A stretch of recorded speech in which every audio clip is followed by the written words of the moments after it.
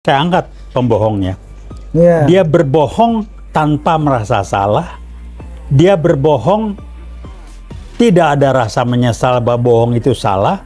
Sehingga saya memahami itulah nilai-nilai hidup, life values dia, prinsip dia yang jadi pegangan hidup dia, bahwa berbohong itu nggak apa-apa.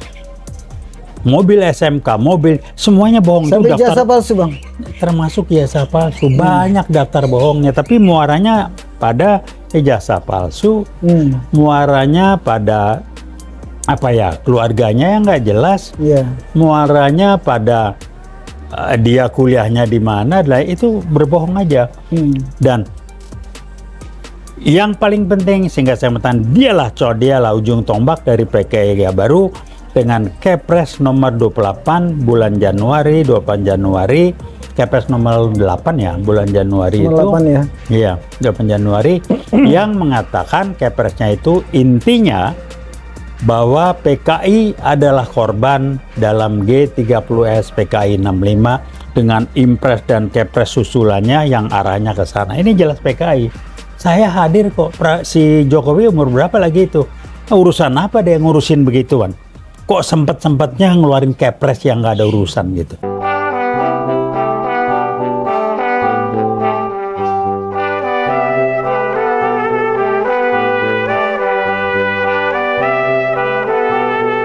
Assalamualaikum warahmatullahi wabarakatuh. Waalaikumsalam warahmatullahi wabarakatuh. Kita ketemu lagi di hari ini. Watch. Kita ketemu lagi semua. Pemirsa yang berada di luar, yang nonton di Eropa sampai di Asia Tenggara. Selamat sore. Saya Vicky Balfas. Kita hari ini kedatangan tamu kita, ya kan, senior kita dari UI dan dari Watch sendiri, Bapak atau abang kita yang sudah dikenal, Bang Taufik Bahodin. Mantap. Sima, apa kabar, Bang? Baik, selalu, alhamdulillah. Bang, ya? Sehat. Aduh, senang banget ketemu abang hari ini. Begini, Bang. Sekarang ini saya melihat Bapak Prabowo ini lagi merencanakan, bukan merencanakan, sebenarnya lagi menjalani semua, merombak semua. Waktu itu presiden sebelumnya adalah Jokowi, 2 periode saat itu memimpin. Nah, sekarang lagi dibenahi nih, Bang. Ya kan? Semua lini, semua sektor dibenahi sama Pak Prabowo. Abang melihatnya pada saat ini, Pak Prabowo ini begitu gencar. Dari mulai soal korupsi, ya kan? Soal beberapa jenderal dimutasi, lalu diangkat yang lain. Abang melihatnya dari ini yang mana yang akan maksudnya yang akan lebih dulu dijalankan oleh Pak Prabowo. Terima kasih. Saya melihatnya begini ya. Kebetulan saya tahu banyak dan saya kenal dekat dengan beliau sebelum saya mundur karena banyak faktor-faktor internal saya. Dari medsos yang saya baca, pernyataan Pak Prabowo itu, saya sampai pada gambaran beliau masih tetap orang yang saya kenal dulu, dia tidak berubah. Apa ciri-ciri dia? Jelas, dia sangat anti korupsi, dia sangat mencintai bangsa dan negara, dia sangat membela rakyat dan lain sebagainya. Itu ciri-cirinya Prabowo, nggak berubah. Tegas ya? Tegas, dia ke sana larinya. Dia nggak punya kepentingan pribadi. Saya bangga, saya senang, saya bahagia.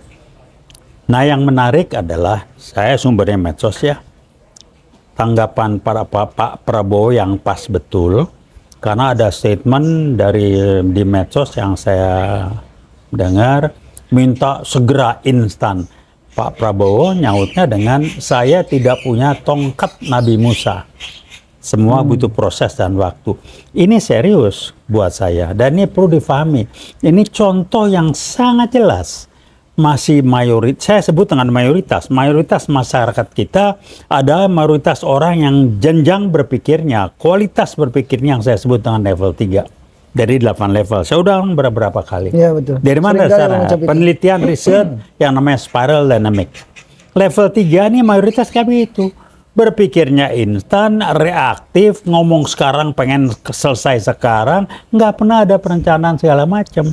Nah, Prabowo menjelaskan, gua nggak punya tongkat Nabi Musa, semua ada proses segala macam. Proses, betul. Nah, jadi ini pelajaran, tolonglah, semua itu ada waktu. Apa yang dilakukan Prabowo?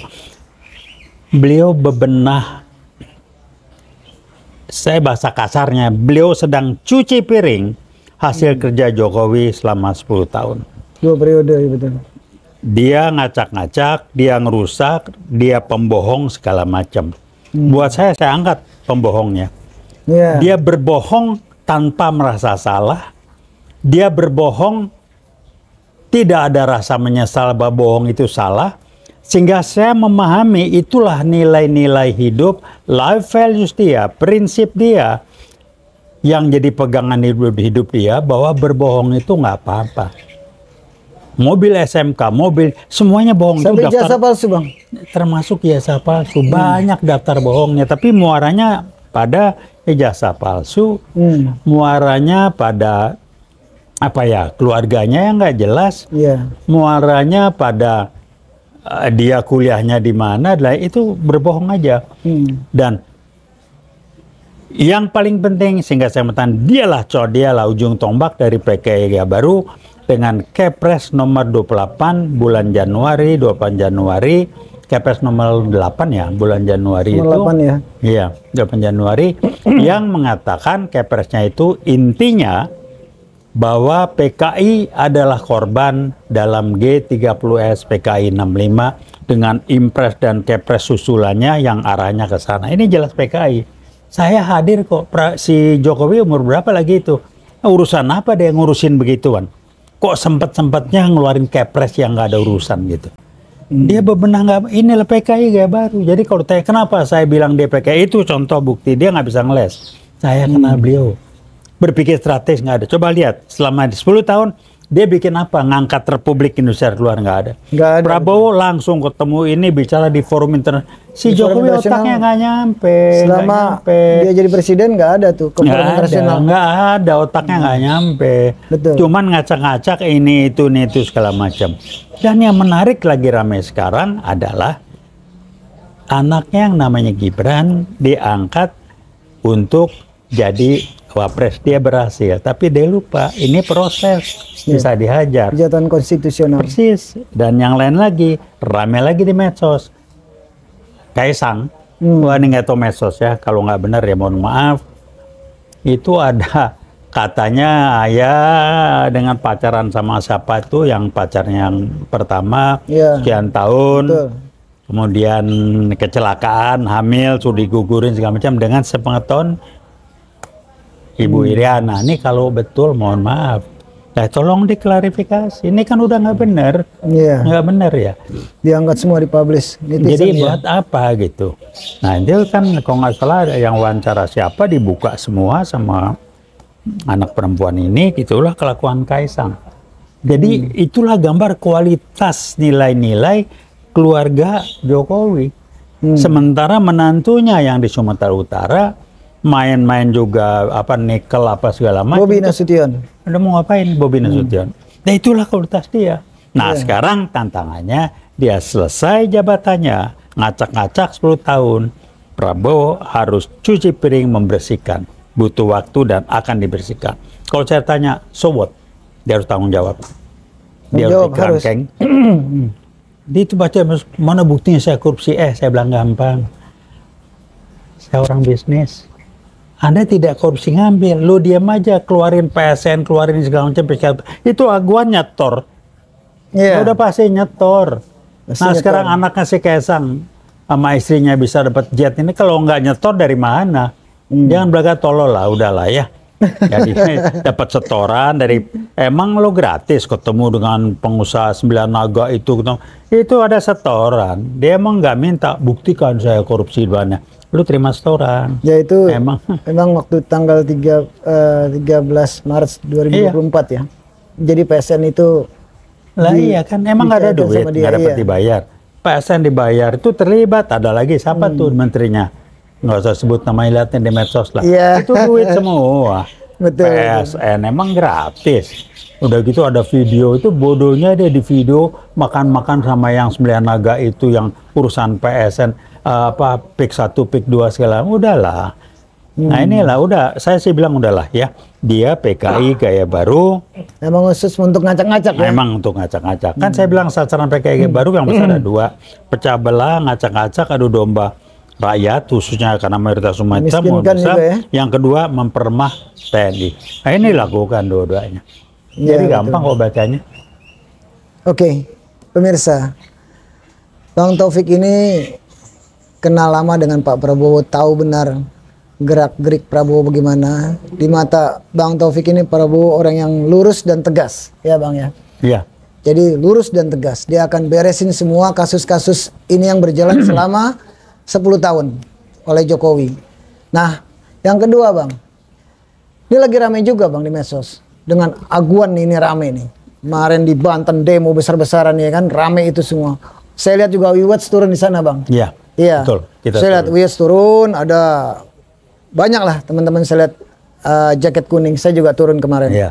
Saya melihat ya alhamdulillah itu memang mungkin sudah kehendak Allah juga Bang. Iya. Harus berbuat seperti itu. Jadi saya melihat aguan ini Bang juga kebingungan nih kayak ini. Karena under pressure tekanan juga dari masyarakat ya. Demo banyak terus.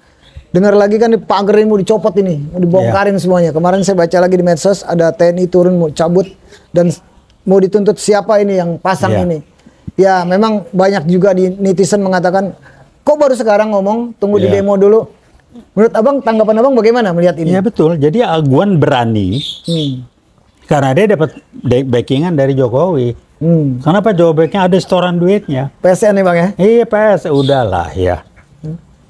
Nah PSN itu saya pernah masuk ke PIK 1 waktu zaman Anies gubernur sama anak menantu saya keliling sama Anies dibenahin segala. Itu aja sudah gedenya luar biasa dan dibenahin sama Anies sehingga dia nggak berkutik. Nah PIK 2 yang di Banten itu yang saya dengar, saya kesana tapi nggak bisa masuk ke dalam.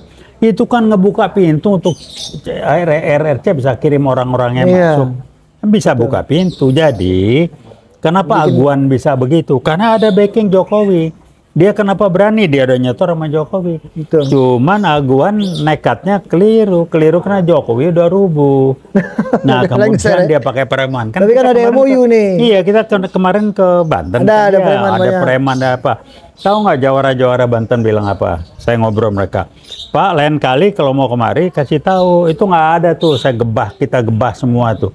Sama kita coba-coba lah. Ini jawara-jawara Banten pada bilang, terutama dari Kesultanan Banten ya, saya hajar semua pergi. Lain kali kasih tahu, nggak ada tuh mereka. Ini orang yang dibayar konon kabarnya mereka terima 100.000 seorang pada ngomong minggir-minggir. Iya betul. Saya hadir sana, saya datang terlambat tempatnya, waduh nggak paham lah.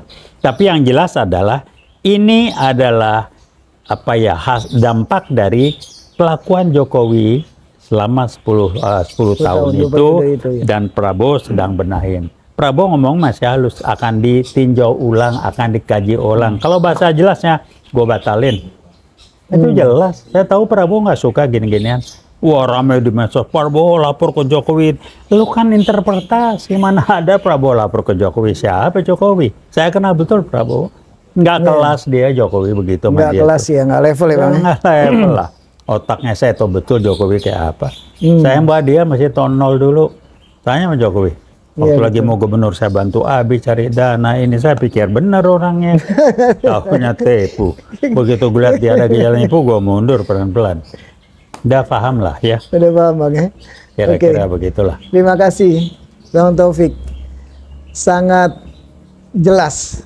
Karena Abang kita ini bergaul dan kenal lama sama Bapak Prabowo Presiden kita ya. Iya, insya Allah. Insya Allah kita doain sama-sama Pak Prabowo diberi kesehatan ya Bang ya. Iya. Karena banyak isu begini begitu, tapi saya nggak pikirin lah itu. Mending jalan dulu aja. Dia nggak berubah. Penting ya. Dia nggak akan berubah insya Allah. Nilai-nilainya tetap. Iya. Masih keras, masih tegas. Kelihatannya ada senyum kayak gimana, tegas, keras. Insya Allah jadi cuci piring deh nih ya bahasanya kalau bisa Bang. Dan kita Wiwat siap bantu. Iya. Wiwat siap bantu Bapak Prabowo. Oke pemirsa. Kita ketemu lagi minggu depan, next week. Saya Vicky Balfas. Taufik Baudin. Terima kasih. Terima kasih Bang. Salam Veritas, Probitas, Justisia. Assalamualaikum warahmatullahi wabarakatuh.